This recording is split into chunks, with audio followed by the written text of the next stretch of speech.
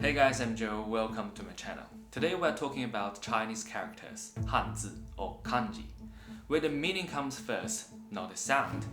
You might be surprised how Japanese or Korean pronunciation is actually closer to the original than Mandarin. I will also explain why Chinese characters are so different from alphabets and why that makes them so powerful. Just a heads up before we start, I recorded this video a few months ago, so there may be a few rough spots. Hope you don't mind. Welcome to my channel. This channel is about Chinese characters. If you are learning Chinese or Chinese characters, they're very special. They're not alphabets, not the letters, not the syllabaries. They're logograms. Do you know the other logograms, such as Egyptian hieroglyphs, Mayan hieroglyphs, Sumerian cuneiforms? These are logograms, but Chinese characters, we're still using them today. In Mandarin, Cantonese, in Japanese. Chinese characters, they're not alphabets, not letters. For example, like this word, computer. How to pronounce it, how to spell it. We can tell the pronunciation by its spelling, even in Korean as well. Do you know, Korean is alphabets, the Korean Hanguls. We write Latin letters separately, horizontally, but we write Korean Hanguls in the block. Like this word, Han. If we separate it, we will get three different parts. Each letters we can think they are H-A-N. And we put them together, we will get Han. If you know how to pronounce the Korean Hanguls, you can also tell the pronunciation from its spelling. And Japanese Kana, the Hinagana and the Katakana, they're syllabaries. They look like Chinese characters. Actually, they are from Chinese characters. The Hinagana from Chinese cursive script and the Katakana from Chinese standard scripts. But they're syllabaries. Syllabary is very similar to alphabet. Each alphabet represents a single sound. But in Kana system, we combine two sounds together to form a syllable, like this word, Kana. If we write in English, there are four letters, K-A-N-A.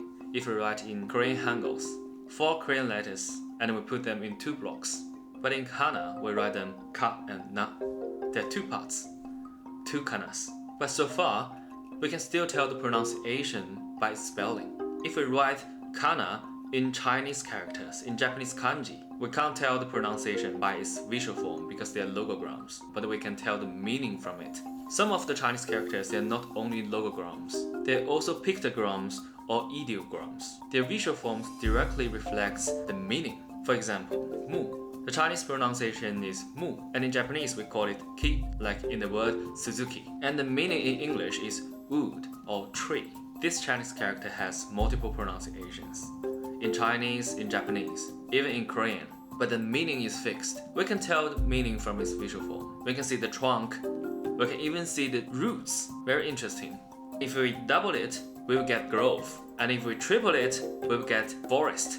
So congratulations. You've already know the meanings before you know the pronunciation. So if you are learning Chinese, learning Japanese, or you are curious about Chinese characters, you will think they are like Egyptian hieroglyphs, Sumerian cuneiforms. But today, we're still using them. And we also use it in the different languages. In Chinese, we call it Hanzi. In Japanese, it's called kanji. Korean, hanja. Even in English, Chinese characters, or the characters from nation Han. And have you noticed? These two Chinese characters have multiple pronunciations. So that's why I want to tell you, for Chinese characters, if you're learning them, the pronunciation doesn't matter, but meaning matters. You can pronounce Chinese characters in different languages because they are logograms. The meaning is fixed.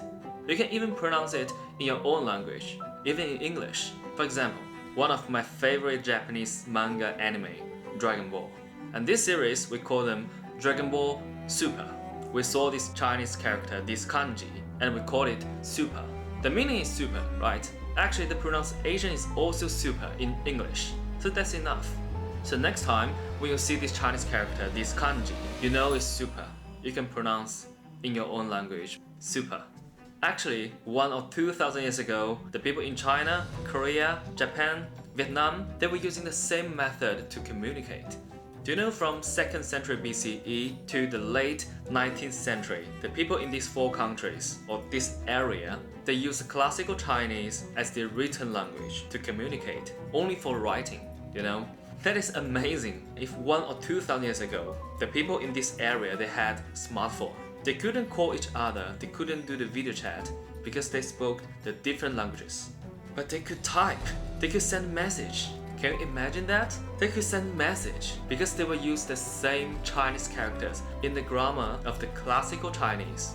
Just imagine a Japanese scholar received a letter from a Chinese official, and he forwarded this letter to a Korean and Vietnamese scholar. They all use the Chinese characters, use them in classical Chinese. The interesting part is, when they read the same document, the same letter, they could decode and read them in their own languages. So again, for Chinese characters, the pronunciation doesn't matter, but the meaning matters. Another example is Mandarin. We know Mandarin is the official language in China, and many people think Mandarin is the authority. If you pronounce Chinese characters in Korean, Japanese, and Cantonese, or the other Chinese languages dialects, that's not authentic. But the answer is no. Compared to the other languages, Mandarin is pretty new. You know, classical Chinese is only for writing, for the documents, for the literatures, and there are many stages in Chinese language, like the Old Chinese, Middle Chinese, Early Modern Chinese, and Modern Chinese. Mandarin evolved from Middle Chinese, but it hasn't retained many features or the pronunciation from Middle Chinese. But do you know what languages have done? Cantonese, Korean, Japanese, and Vietnamese. These languages preserved more features and pronunciation from Middle Chinese. There's an example. It's also from one of my favorite Japanese anime, Bleach. And this word is Bankai. When Shinigami release the power from their zanbakudos, this ultimate move is called Bankai. Bankai. That is English pronunciation. Bankai. In Japanese, Bankai. Cantonese, even in Korean. Mandarin. Did you hear that? The pronunciation in Cantonese, Japanese, and Korean, they're very similar. But Mandarin is different, right?